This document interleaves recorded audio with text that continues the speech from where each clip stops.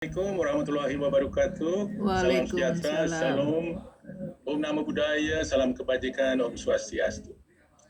Yang saya hormati keluarga besar Bapak Prof. Wahono, Ibu Dwi Astuti, putra Wiwit dan adik Andi, beserta istri dan anak-anak.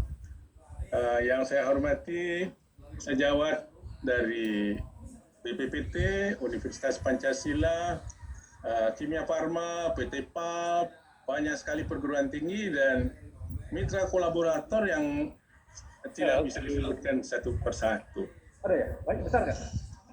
Banyak ya? Nanti deh mas, nanti aja. Lagi dibutuh. Marilah pada kesempatan yang baik ini kita mengucapkan puji syukur kepada Tuhan diberikan kesempatan untuk bisa mengenang achievement seperti yang disampaikan tadi oleh Bapak Prof. Wardiman dari beliau untuk bisa diteruskan.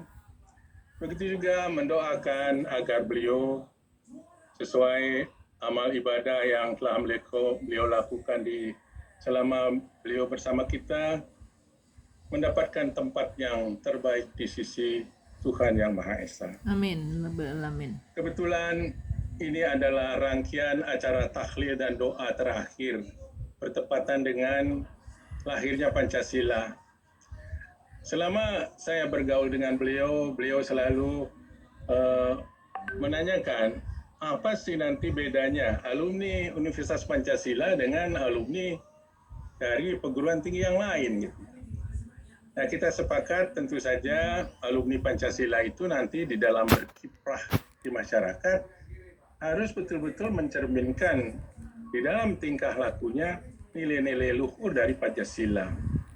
Barangkali untuk merealisasikan hal ini beliau berjuang untuk merintis 6 rumah ibadah di Universitas Pancasila. Masjid telah dibangun lebih dahulu, yang lama direnovasi menjadi masjid yang megah. Nah, saat ini sedang dibangun 5 rumah ibadah lagi, yaitu gereja Protestan, Katolik, Wihara, Pura, dan Kelenteng. Telah dimulai pembangunannya awal Februari yang lalu dan direncanakan selesai akhir tahun ini. Kita sangat bersedih, sayang sekali beliau tidak bisa meresmikan apa yang telah beliau rintis dan perjuangkan. Semoga kita yang ditinggalkan bisa merawat legasi beliau yang sangat bermakna ini untuk mengembangkan generasi penerus menjadi insan-insan Pancasilais yang toleran, yang bisa nanti berbuat sesuatu mengikuti jejak-jejak almarhum Prof. Wahono. Nah, mengingat testimoni yang begitu banyak, termasuk juga Bapak Prof. Wardiman tadi menyampaikan, hampir semuanya sama. Dan berarti itu benar, ya bukan hanya memuji-muji gitu. Itu benar, karena semuanya hampir sama gitu. Nah, saya teringat dengan pengantar bukunya Stephen Covey yang berjudul The Seven Habits of Highly Effective People. Pada awal bukunya itu dikisahkan ada seseorang yang meninggal dikerumuni oleh begitu banyak orang, begitu banyak kelompok orang. Dan setiap kelompok mewakili kelompoknya untuk memberikan testimoni mirip sekali dengan apa yang saya dengar selama rangkaian seminggu ini. Nah, yang penting barangkali buat kita untuk kita kenang, kita ingat, yaitu pertanyaan dari pengantar buku itu. Kita ingin dikenang seperti apa nanti kalau sudah tiada. Nah, mudah-mudahan kita semua bisa bercermin dengan apa yang kita lakukan selama kita masih diberi kesempatan oleh Tuhan Yang Maha Esa untuk mengamalkan, melakukan ibadah, dan berbuat sesuatu bagi kehidupan. Nah, mengenai testimoni kita semua sepakat, beliau adalah orang baik, dan sebagainya itu. Nah, oleh karena itu, perlu kita amalkan apa yang telah beliau contohkan. Nah, di samping itu saya ingin cerita sedikit beberapa pengalaman dan juga mengingatkan kawan-kawan terutama di Universitas Pancasila, khususnya Fakultas Farmasi, pesan-pesan beliau dan legasi yang beliau tinggalkan untuk kita teruskan dan kembangkan. Pengalaman dengan beliau sangat unik. Saya pernah menjadi mahasiswa beliau pada tahun 90. Ketika waktu itu Fakultas Farmasi Universitas Pancasila akan mengikuti prosedur persamaan. Gitu. Sebelumnya sudah lewat terdaftar dan diakui, perjalanannya cukup panjang. Nah, beliau pernah menjadi dosen saya, persis seperti yang disampaikan Prof. Wadiman tadi, beliau adalah seorang yang cerdas, ya, membuat sesuatu yang rumit menjadi mudah. Gitu. Kemudian beliau juga sejawat saat ini. Beliau dan saya sama-sama menjadi, sama Pak Thomas gitu ya, sama-sama menjadi pengampu, dosen pengampu mata kuliah Quality Management. Beliau banyak memberikan dari segi strategic manajemennya gitu ya. Saya banyak memberikan dari segi membuat obat yang bermutu karena pengalaman dulu pernah di Indofarma gitu ya. Nah, di samping itu saya tahu kualitas beliau. Saya sebagai alumni angkatan pertama Fakultas Farmasi ingin sekali Universitas Pancasila itu mempunyai seorang rektor nantinya yang berkaliber seperti Prof. Wahono. Nah, kalau beliau sudah menjadi dosen di Fakultas Farmasi di samping tugas di BPPT, dan waktu itu saya menjelang terakhir menjabat sebagai dekan, ada kesempatan untuk mengikuti Kongres PAVA di Taiwan pada tahun 2010. Lalu saya mohon agar beliau bisa ikut. Maksud saya sambil jalan-jalan nanti saya bujuk beliau supaya berkenan nanti menjadi dekan sebentar aja, nggak usah lama-lama. Lalu akhirnya menjadi rektor. Dan memang benar ya, menjadi dekan beliau baru menjabat 3 tahun lalu terpilih menjadi rektor yang hampir 10 bulan lagi menjabat jabatan rektor yang masih jabatan kedua gitu. Nah, kita merasa sangat berduka dan kehilangan beliau secara mendadak begitu, karena banyak sekali rintisan beliau yang masih perlu untuk dikembangkan lebih lanjut. Nah, kemudian pesan-pesan yang selalu saya ingat pada saat beliau ngasih pencerahan kepada dosen atau mahasiswa, dan khususnya kepada peneliti gitu ya. Jadi peneliti jangan sekedar mencari poin gitu ya, untuk kenaikan pangkat, tetapi cari jugalah koin gitu. Jadi kita didorong untuk menghasilkan sesuatu produk yang bisa digunakan nanti oleh masyarakat. Itu selalu beliau kemukakan. Nah, kemudian sebagai karyawan, baik pemimpin ataukah pelaksana, kalau bekerja itu selalulah bekerja keras, tetapi juga bekerja cerdas, gitu, smart gitu ya, dan tuntas gitu ya, jangan tanggung-tanggung. Dan diakhiri dengan, dan jangan lupa semuanya itu berikan yang terbaik dengan ikhlas. Ternyata kata ikhlas yang susah itu untuk dilaksanakan itu buat beliau itu menjadi suatu akronim yang sering disampaikan manakala ada ya wisuda atau mahasiswa baru masuk. Ikhlas itu ternyata seperti yang sudah dikemukakan oleh Warik 2 pada testimoni kemarin, saya ulangi kepada teman-teman di Pancasila khususnya, karena ini ada kaitannya dengan butir-butir Pancasila. Beliau selalu mengatakan gimana cara sederhana untuk membumikan, mengaktualisasikan nilai-nilai luhur Pancasila. Ya, kita coba saja ini Pak Wayan, ikhlas ini saya kasih akronimnya dari I-nya itu adalah integritas. Ya, ternyata integritas. Ini sesuatu yang sulit. Satunya pikiran, perkataan, dan perbuatan gitu ya. Kemudian komitmen, ya sebetulnya memang sudah ada di dalam integritas itu. Apa yang sudah kita sepakati di rapat ya kita jalankan. Lalu ikhlas, kemudian harmoni. Nah, ini nilai luhur dari Pancasila, ada kaitannya dengan Bhinneka Tunggal Ika, ya. Lalu kemudian loyal kepada institusi, gitu. Tetap kita harus loyal kepada institusi karena di sanalah sawah kita. Gitu. Lalu kalau kerja itu antusias, gitu ya. Di samping as-as yang tadi itu, ya, tuntas, cerdas, harus loyal, dan juga yang setelah itu antusias. Kerja jangan loyo gitu, antusias, semangat gitu ya. Tanpa semangat itu nanti hasilnya nggak bagus. Lalu yang terakhir adalah soliditas. Sebagai tim harus solid. Tim yang solid bukan tim yang sulit gitu ya. Atau solidaritas gitu ya, ada kaitnya. Jadi itu sering sekali beliau kemukakan. Nah, mudah-mudahan kita yang masih ada di kampus, kita teruskan ini supaya nanti dengan adanya rumah ibadah dan juga pesan-pesan beliau ini bisa nanti kita teruskan kepada anak-anak didik. Nah, lalu ada lagi legacy peninggalan beliau yang perlu kita rawat, baik di bidang sumber daya yang telah beliau tingkatkan, mau di suasana akademik, dan juga peningkatan status akreditasi. Sumber daya itu banyak sekali yang beliau sudah achievement, kata Prof. Waliman tadi yang beliau telah lakukan, ya. Fakultas dulu 4, sekarang terakhir beliau telah meninggalkan 7 fakultas.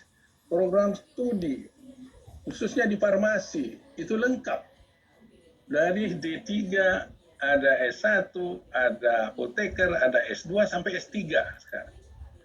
Di masa beliau S3 dikembangkan.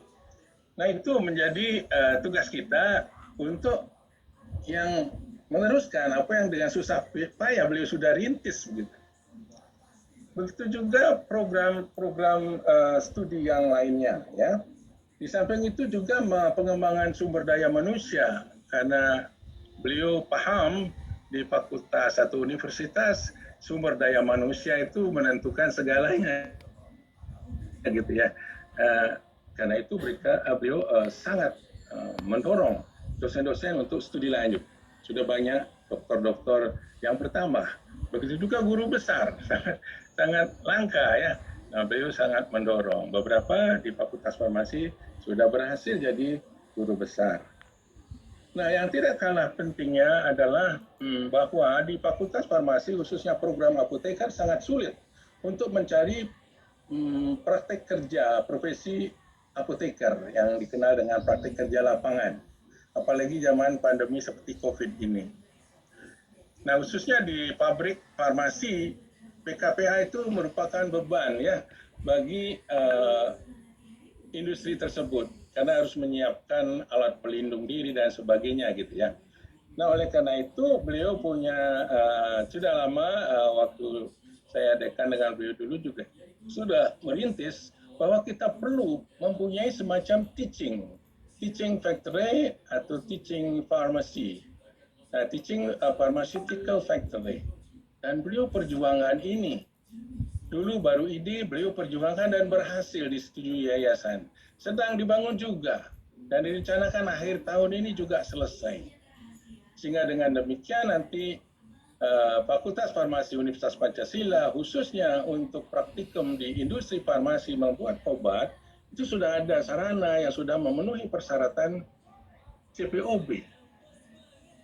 Begitu juga kalau nanti ada kapasitas kosong, kita juga bisa membantu fakultas farmasi yang lain. Luar biasa ini perjuangan beliau untuk itu. Di samping rumah ibadah tadi.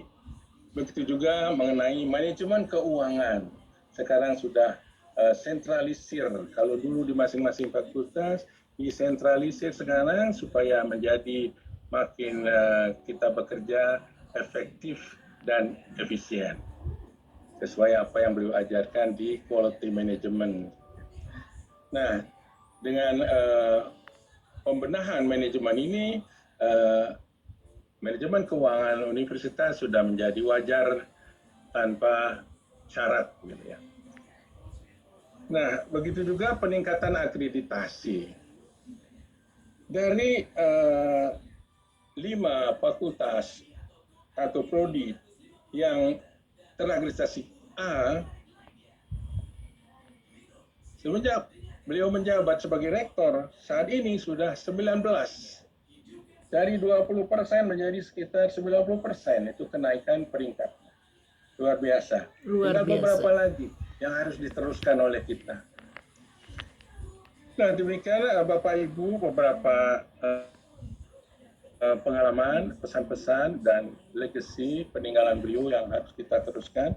Nah, sebagai penutup, boleh saya simpulkan dari testimoni yang ada tadi, yang kita dengar selama ini, mulai beliau diantar ke pemakaman sampai 7 hari rangkaian tahlilan dan doa ini, boleh kita simpulkan seperti syair yang disampaikan oleh Ibu Kristiani. Beliau juga menyimpulkan beliau adalah seorang legend, beliau adalah legenda. Jadi seorang tokoh terkenal. Yang Prof. Wadiman juga mengatakan tadi ya, yang patut kita teladani. Gitu. Artinya beliau adalah legenda, tiada duanya yang sudah memberikan manfaat kepada sesama. Beliau telah sebagai promotor dari, kalau nggak salah, 17 orang dokter dari beberapa perguruan tinggi gitu ya. Jadi beliau bermanfaat bagi sesama ya, karena beliau bidang teknologi di bahan alam, boleh dikatakan beliau juga bermanfaat bagi alam semesta gitu. Luar biasa. Nah, marilah kita berhenti bersedih, terutama keluarga Ibu Dr. Dwi Astuti dan putra-putri Mas Andi dan Mas Wiwit beserta istri dan anak-anak. Bersyukurlah pernah mempunyai suami dan bapak, kakek seperti almarhum Prof. Wahono. Semua orang berduka, semua orang juga bangga dengan beliau. Marilah kita ikuti jejak yang baik dari beliau. Nah, kita tahu tanpa dukungan keluarga yang hebat, tidak akan ada orang yang hebat, kata-kata orang bijak itu memang benar.